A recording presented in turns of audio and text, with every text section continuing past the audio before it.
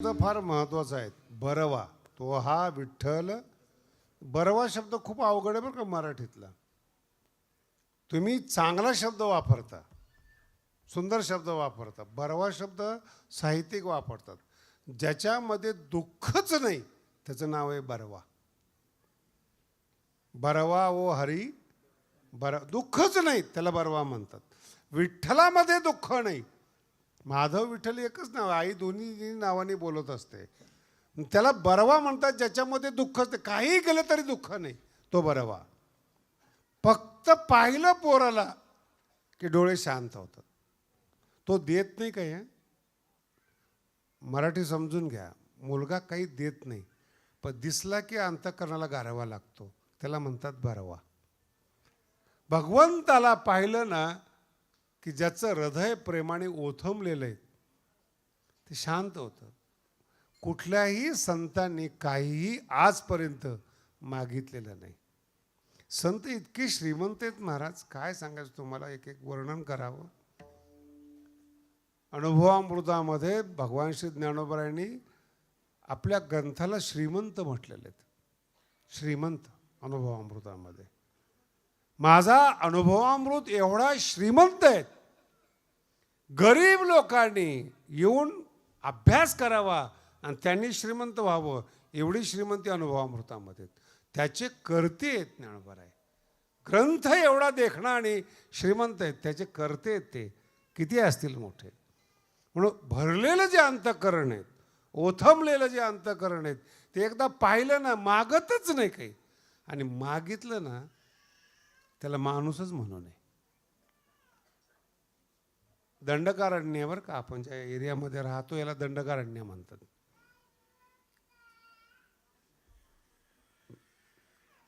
जाऊ दे ना एखादं, जाऊ दे, पाठवा. विठ्ठला विठ्ठला.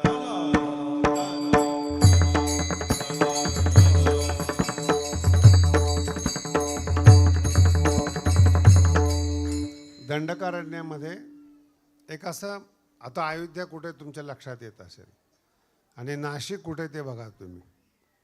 मध्यंतरी नरभक्षी माणसं होते. आदिवासी लोक आहेत ना, आत्तासुद्धा माणसं मारतात.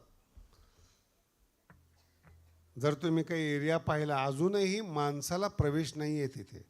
आपल्यामध्ये खंड आहे हा भारताच्या अंतर्गत.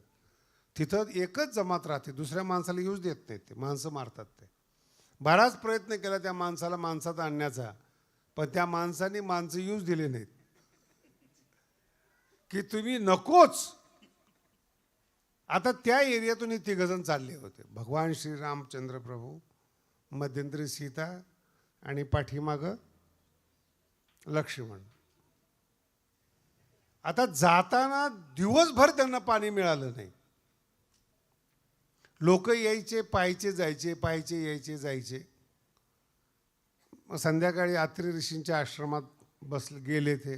तेव्हा जाऊन त्यांना काही पाणी, जलपान, थोडंसं खायला मिळालं. आणि त्यांनी बोलता बोलता अत्री ऋषींना सांगितलं की महाराज, सकाळपासून आम्ही फिरतोय, जंगलातून येतोय, पण ना आम्हाला कोणी पाणी विचारलं, ना काही फळं विचारले, ना थांबासा म्हटले. लोक यायचे, बघायचे जायचे, बघायचे जायचे.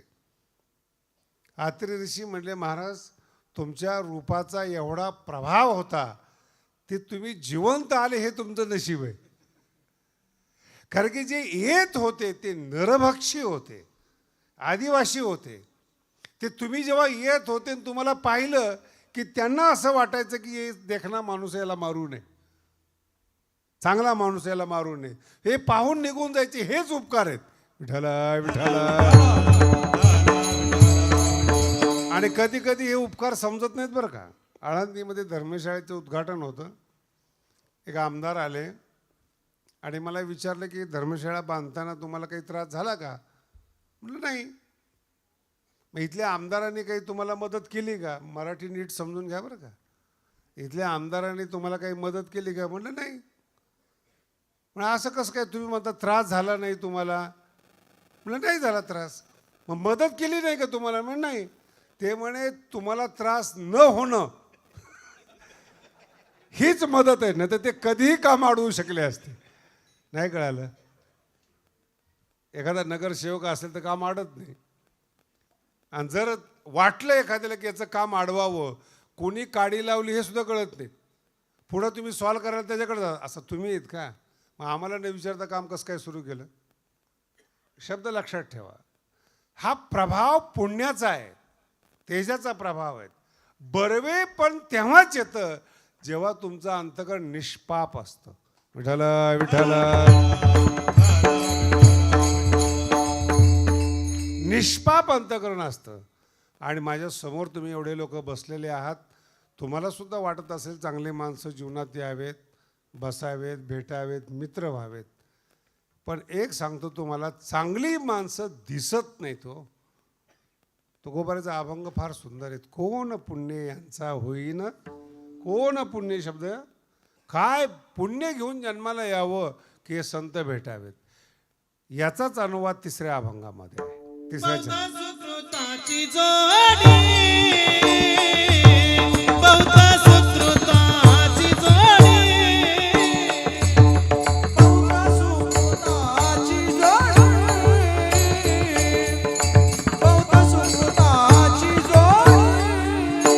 म्हणून विठ्ठली आवडी, म्हणून विठ्ठली आवडी. तो हा विठ्ठल बरवा, तो हा विठ्ठल बरवा. विठ्ठली आवडी, म्हणून विठ्ठली आवडी. तो हा विठ्ठल बरवा, तो हा विठ्ठल बरवा. बहुत सुकृताची जोडी. बहुत सुकृत शब्दाचा अर्थ चांगलं कर्म. सुकृत जे करतो ते सु, चांगलं कर्म. कोणाला त्रास न देणं, आपल्या मर्यादेत वागणं, आपल्या विधीपूर्वक वागण्याला सुकृत म्हणतात. आणि थोडं सुकृत नाही लागत चांगल्या माणसाला. बहुत सुकृताची जोडी. चांगली माणसं जीवनात भेटावी याला खूप मोठं पुण्य लागतं. तुम्ही माझ्या समोर बसलेले आहात. नको असणाऱ्या माणसाच्या गदारोळात तुम्ही राहता. शेजारी त्रास देतात, बाहेरचे त्रास देतात. आणि आता भारताची तर परंपरा अशी विचित्र, कशाने त्रास होईल सांगता येत नाही महाराज. कितीही चांगला वागा, जातीवादाने त्रास होतो, धर्माने त्रास होतो, राजकारणाने त्रास होतो, रस्त्यावर जात असेल तर बंद होतो, कोण दगडं फेकल काही सांगता येणार, सुरक्षितच नाहीत. सगळा भारत राम भरोसे, काही सांगता येत नाहीत. म्हणून चांगलं गाव, चांगली लोक एकत्रित यावेत, याला खूप भाग्य लागतं महाराज. जगामध्ये काही पुस्तकं प्रसिद्ध आहे, काही एरिया प्रसिद्ध आहेत. जपानमध्ये एक एरिया आहे, 100 वर्षाच्या खाली माणसंच मरत नाहीत. मग त्या पुस्तकातलं आणि त्या भागातलं रहस्य मी मागच्या वर्षी गेलो होतो, तिथं पाहिलं. माणसं आहे ना, अशी देव माणसं आहेत महाराज. विनम्रतेनं बोलणं,